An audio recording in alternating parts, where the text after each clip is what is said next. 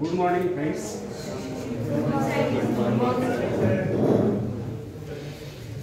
First of all, I am very much thankful to Honorable Head of the Department, Aire Madam, and her colleagues that they have given me an opportunity to deliver motivational speech to this engineering unit. Myself, Dattatreya Ahir, I am the retired principal of Government ITI. Basically, I am an electrical engineer. I have been working as an electrical engineer at Koyna Hydroelectric Project for 2 years, 1 year at Chandrapur Thermal Power Station. Then after I joined the Government Technical College and worked as a lecturer for 13 years. Parallelly, I appeared to the exams of the Institution of Engineers by self-study and get the degree of AMIE, means Associated Member of the Institution of Engineers.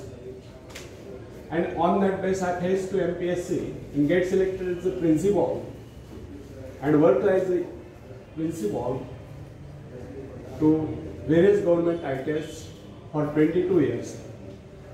And after prolonged service of 38 years, I retired in August 2019.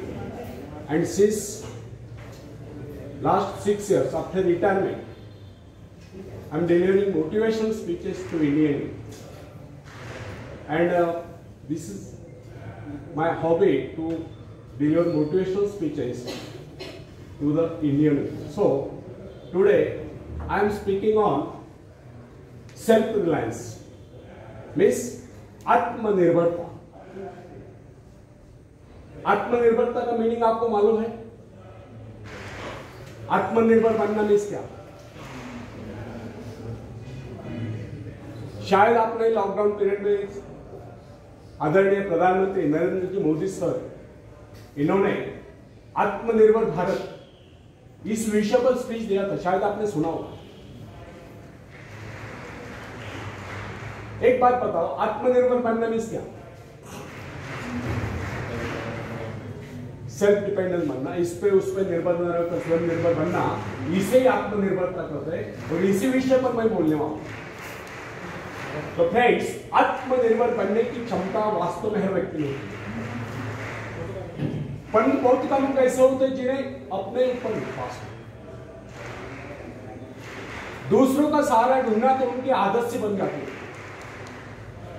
यह बात हमें कभी नहीं भूलनी चाहिए. दूसरों के सहारे चलना तो बड़ा आसान है, किंतु इससे हमारी रही सही शक्ति क्षीण हो जाती है. मस्तिष्क और योग्यता, इनका जितना उपयोग किया जाएगा, ये उतने बढ़ेंगे, इनका उतना ही विकास होगा. एक विडंबना की अपने आप कुछ करने की बात तो जैसे ही लोगों के मन में आती है. कुछ लोग अपने आप एक ही काम करते रहते हैं और वह अपने बदनसीबियों का रोना रोना या दूसरों के आश्रय कर उनके गुणगान करना. ऐसे लोग जिन्हें सदा दूसरों के ही बल पर विश्वास होता है, वे केवल पिछलकों की संख्या पाकर निंदा के पात्र बने रहते हैं. ऐसे लोग अपने आंतरिक शक्तियों का भी लाभ नहीं उठा पाते. फ्रेंड्स, यह न समझना आप यदि जन्मजात नेता नहीं है तो ऐसे रहो. जन्मजात कौन क्या होता है? कोई मान नहीं होता, कोई वैज्ञानिक नहीं होता, बल्कि एक अबोध बालक जन्म के बाद अपने में ऐसी शक्ति पैदा करता है जिसके सहारे वो अपने व्यक्तित्व की एक अलग पहचान बना लेता है. इतिहास में ऐसे बहुत से लोग हुए हैं जिनमें नेतृत्व करने की योग्यता नहीं थी, फिर भी वे अपने प्रयत्नों से, अपने परिश्रम से अपनी योग्यताओं का विकास करके महान नेता बने. नेता वही होता है जो किसी पर निर्भर न हो, जिसमें नेतृत्व करने की क्षमता हो, जो दूसरों के विचारों का सहारा लेना आवश्यक न समझता, उसमें स्वयं सोचने और अपने कार्यक्रमों को स्वयं निर्धारित या कारणित करने की क्षमता होती है. लोगों की संख्या बढ़ाकर भीड़ के बीच में चलना तो कोई बड़ी बात नहीं. बड़ी बात तो यह है कि लोगों के दिलों में अपना स्थान बना जाए, चाहे लोगों की संख्या कितनी कम क्यों न हो. ऐसे लोग वही होते हैं जो आत्म विकास करके शक्तिशाली हो चुके हैं। ऐसे लोग अपने भाग्य को बदल देते हैं, अपने साथ साथ दूसरों का भी भाग्य बदल देते हैं। फ्रेंड्स, आज के युग की विडंबना यह है, हर कोई किसी का सहारा ढूंढते रहता है। किसी को अपने धन का सहारा लेना पड़ता है, तो किसी को अपने मित्र का, कुछ तो अपने वंश पर खुले नहीं समाप्त। ऐसे तो बहुत ही कम लोग होते हैं जिन्हें अपने ऊपर पूरा विश्वास हो। दूसरों की शक्ति पर जीने वालों का एक मनोज्ञान यह भी होता है कि ऐसे लोग सदैव किसी न किसी को दोषी ठहराकर अपना पक्ष बचाने के अवसर ढूंढा करते हैं। वास्तविकता यह है, इस प्रकार की आदत कायर प्रकृति की परिचायक है। आत्मनिर्भर बने या आत्मनिर्भर बनने की आदत डाले। आदत का आरंभ उस समय होता है जब एक बच्चे को उसका पिता कोई विशेष कार्य करने को कहता है तो वो संतुष्ट नहीं होता, लेकिन जब वो अपने ढंग से उसी कार्य को करता है और उससे पूरा करने के लिए संघर्ष कर विजय प्राप्त करता है तो उसके चेहरे पर खुशियों की लहरें थिरकती नजर आती है। इस प्रकार की विजय की भावना उस बालक को शक्तिशाली बनने का एहसास दिलाती है। फ्रेंड्स, स्कूल की शिक्षा या कॉलेज की शिक्षा केवल व्यक्ति की व्यवहार कौशलता और योग्यताओं की वृद्धि नहीं करती, यह तो व्यक्ति के हाथ में औजार थमा देती है। इस औजार का सही इस्तेमाल करना आदमी को स्वयं सीखना पड़ता है। हेनरी वार्ड बीचर अपने समय का एक महान विचारक अपने बारे में कथा सुनाया करता था। जब मैं बच्चा था तब मुझे किसी तरह से आत्मविश्वास की शिक्षा दी गई। मुझे ब्लैक बोर्ड के पास भेजा जाता था, मुझ में शंका और संदेह होने का रोक। मेरे टीचर मुझे बार बार कहते इस पाठ को अवश्य पढ़ेगा। उनके स्वर में काफी क्रोध हुआ करता था। उनका यही कहना था कि हमें केवल प्रश्नों के उत्तर चाहिए। यद्यपि उन शिक्षकों का यह व्यवहार कठोर ही प्रतीत होता था, किंतु इतने सारे बच्चों को सीधी राह पर लाने के लिए उनका यह व्यवहार उचित था। और इस व्यवहार का नतीजा था कि 1 मास से भी कम समय में विदिन ए मंथ मैं उन सभी सवालों के जवाब निकलने लगा जो मुझे सबसे कठिन लगता। एक दिन मुझे ब्लैक बोर्ड पर एक सवाल हल करने को कहा। जैसे मैंने सवाल कॉल किया, टीचर बड़े कठोर अंदाज में बोले बिल्कुल करो। अब मेरे पश्चात उन्होंने किसी दूसरे छात्र को बुलाकर उसी सवाल कॉल करने को कहा। उसने उसी तरीके से सवाल कॉल किया जिस तरीके से मैंने किया था। मेरा उसका जवाब एक था। फिर टीचर उसकी पीठ थपथपाकर बोले शाबाश, तू तो इस सवाल कॉल करने में सफल हुए। अब मुझसे रहा नहीं, मैंने तुरंत ही खड़े होकर पूछा, सर यदि इसका और मेरा जवाब एक सुलझाने का तरीका एक है, फिर आपने मुझे डांट कर गलत क्यों कहा? तब टीचर बोले यह बात तूने पहले क्यों नहीं कही जब मैंने तुझे गलत कहा?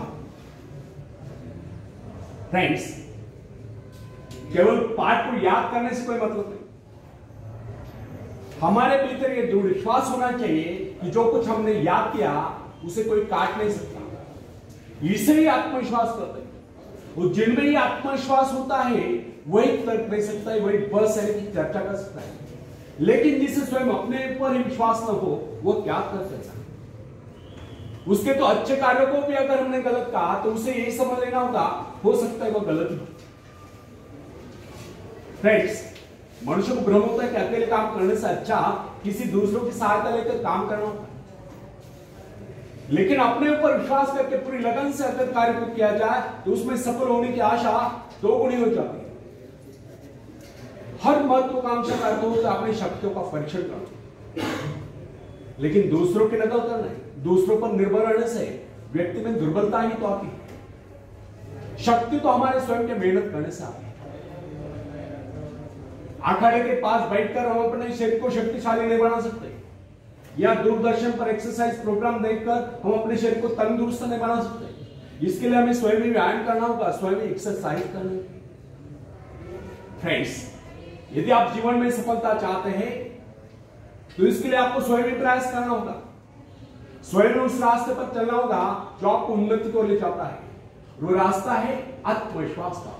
अपनी शक्ति को पहचान कर आप सफलता प्राप्त कर सकते हैं, या अपनी योग्यता को पहचान कर आप सफलता प्राप्त कर सकते हैं।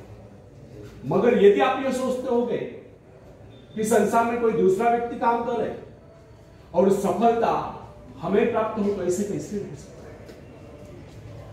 जो लोग बच्चों को इस प्रकार जीवन क्षेत्र में उतरना चाहते हैं कि वे बिना किसी संघर्ष के, बिना कोई कष्ट उठाए आगे बढ़े, तो वे उनकी राह में कांटे बिछाते हैं। संतान को ऐसा बनाना कि वह किसी भी प्रकार के संघर्ष का सामना करने में अयोग्य हो, तो इसका सीधा अर्थ यह हुआ कि वे लोग अपनी संतान का भविष्य शुरू से बिगाड़ रहे हैं। संतान को सुख और ऐश के झूले में झुलाने वाले मां बाप संतान के सबसे बड़े दुश्मन होते हैं। दूसरों की तो छोड़ो, उसे स्वयं को पहुंचाने की जरूरत या स्वयं को पहुंचाने के कष्ट भी उठाने नहीं देते। बच्चों को भी समझना चाहिए स्वर्ग जाने के इच्छुक को स्वयं ही मरना पड़ता है। स्वर्ग वही जाएगा जो मरेगा, दूसरा कोई नहीं जा सकता। इसी प्रकार जीवन का सच्चा आनंद वही पाएगा जो अपनी आत्मा की शक्ति को पहचाने। फ्रेंड्स, यदि आप किसी कार्य में कामयाबी चाहते हो, सफलता चाहते हो, तो उसके पीछे अपनी पूरी शक्ति लगा देना। नवयुवकों का या नवयुवतियों का स्वभाव होता है सहना, सीखना, अनुसरण करना।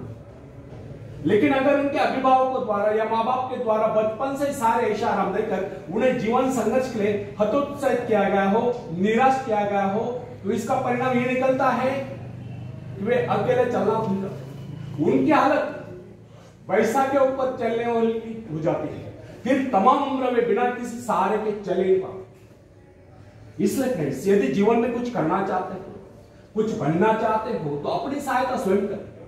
किसी की सिफारिश या प्रभाव से आगे बढ़ने के प्रयत्न आपके भविष्य को नष्ट कर दें। स्वयं को इस योग्य बनाओ कि आपको किसी दूसरों से सहायता की आवश्यकता न हो। अपने भीतर अथा साहस और विश्वास जगाइए। आनंद तो उसी उन्नति में आता है जो स्वयं के द्वारा प्राप्त हो। दूसरों के भरोसे, उनकी सहायता से आगे बढ़कर अपने को अपंग बनाने का क्या उपाय हो सकता है? इससे तो मनुष्य की अपनी सारी शक्तियां दम तोड़ देती है, अपनी बुद्धि कुंद हो जाती है। जो दूसरों की सहायता का मोहताज बना रहता है, जो अपना हाथ तक नहीं ला सकता, वो क्या कर सकता है? वो जीवन भर दूसरों का मोहताज बना रहेगा। ना उनमें आत्मविश्वास आता है, ना वे स्वयं के भरोसे आगे बढ़ पाते। उनका तो भविष्य ही अंधकार में